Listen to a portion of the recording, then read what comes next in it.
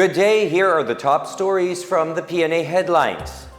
Several cabinet officials are set to submit their courtesy resignations today. This came after President Ferdinand R. Marcos Jr. directed all cabinet secretaries to tender their resignation amid an ongoing review of the cabinet's performance. More on this from Marita Muwahe. Several cabinet secretaries announced they will submit their courtesy resignations as ordered by President Ferdinand R. Marcos Jr. on Thursday. Executive Secretary Lucas Bersamin has tendered his resignation and announced the process of turning over all the pending matters in his office in an orderly manner. Tourism Secretary Cristina Frasco formally submitted her resignation as she expressed hope that tourism under the Marcos administration will continue to be a force for unity and progress.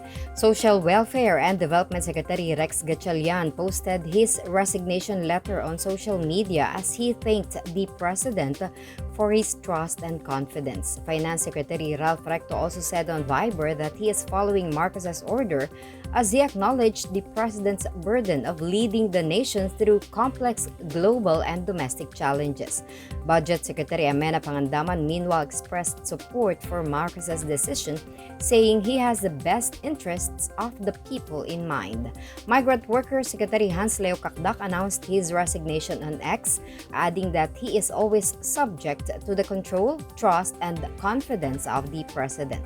For his part, Agriculture Secretary Francisco Tiu Laurel Jr. assured that the administration's Benteng Bigas Merona program for vulnerable sectors will continue amid his resignation. Other officials that announced their resignation so far include Solicitor General Menardo Guevara, Interior Secretary John Vic Remulla, Presidential Communications Office Secretary Jay Ruiz, Transportation Secretary Vince Dizon, Labor Secretary Bienvenido Laguesma, Energy Secretary Rafael Lotilla, Agrarian Reform Secretary Conrado Estrella III, Department of Economy, Planning and Development Secretary Arsenio Balisacan, Environment Secretary Maria Antonia Yulo Loizaga, and Defense Secretary Gilberto Teodoro Jr. Malacanang said the directive would allow President Marcos to evaluate the performance of each department and determine who will continue to serve in line with his administration's recalibrated priorities. In a news release, Marcos said that the results of the May 2025 midterm elections showed that the people expect results and not politics or excuses. He noted that the evolving needs of the country required a renewed alignment, faster execution, and a results-first mindset. The palace meanwhile assured that government services will remain unhampered in meeting the people's needs amid its transition to a more focused, merit-based, and performance-driven approach. For the Pna Headlines, I am Marita Muwahe. The Department of Transportation aims to prioritize road safety and walkability as the government prepares to rehabilitate EDSA mid-June. Following a dialogue with road safety advocates on Wednesday, now resigned Transportation Secretary Vince Dizon acknowledged that motorists and pedestrians no longer feel safe on the road. He said that fixing the country's roads are the key to reducing the number of accidents and road crash incidents. The Department of Public Works and Highways has also pitched in to make sure that EDSA is more flood-proof. During the dialogue, the Move as One coalition also pushed to make EDSA more walkable or pedestrian-friendly, citing its importance as a corridor for government, businesses, and residential areas. It said EDSA needs to be designed for the safe and comfortable movement of pedestrians, including persons with disabilities. Motorcycle taxi firm Angkas also expressed support for the rehabilitation, which it expects to provide comfort for bikers and commuters as well.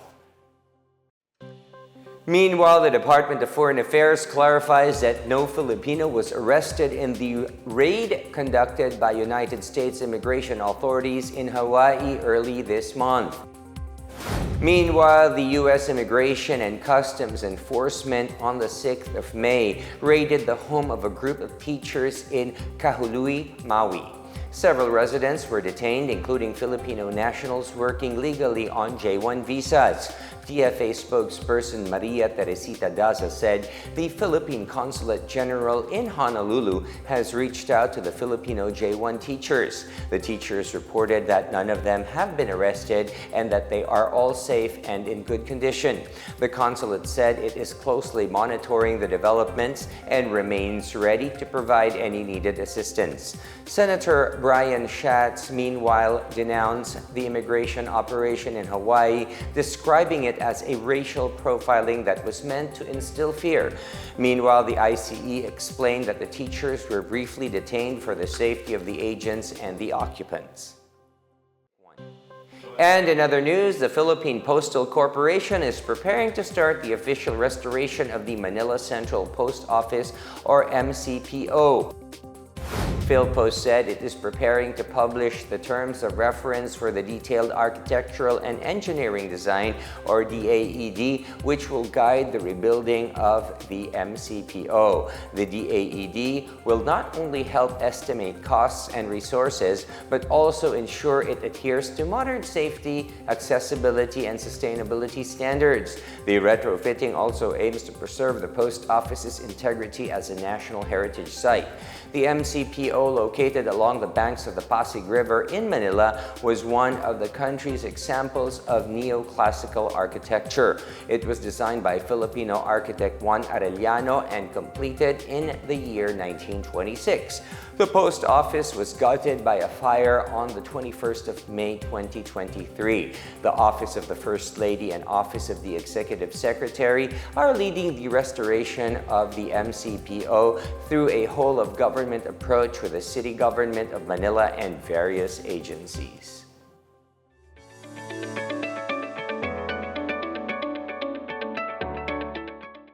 Moving on to business, the Philippines and United Arab Emirates are set to sign a Comprehensive Economic Partnership Agreement, or CEPA, next month.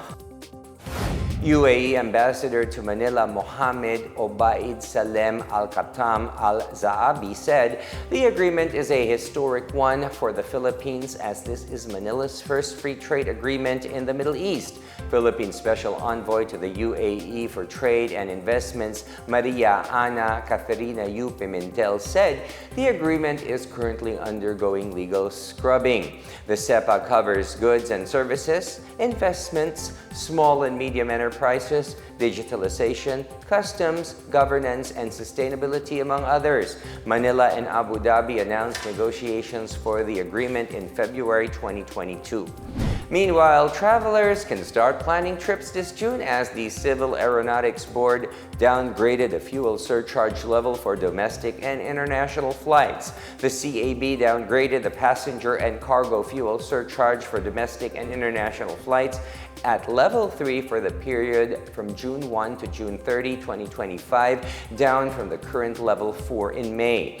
Under Level 3, passengers on domestic flights will pay an additional 80 to 300 pesos, while flights abroad will be charged between 273 pesos and 36 centavos to 2,032 pesos and 54 centavos. Fuel surcharge is an optional fee that airlines may pass on to passengers to recover costs due to the volatility of jet fuel. Cebu Pacific has welcomed the fuel surcharge downgrade, saying it assures more affordable travel to more destinations. AirAsia Philippines likewise said this is an opportunity to book cheaper travel in the future. And those are the latest and the biggest stories from the Pna Headlines. For more news updates, visit our website, pna.gov.ph, or our Facebook and X account, Philippine News Agency. The Pna Headlines is also streamed via the Servicio Facebook page.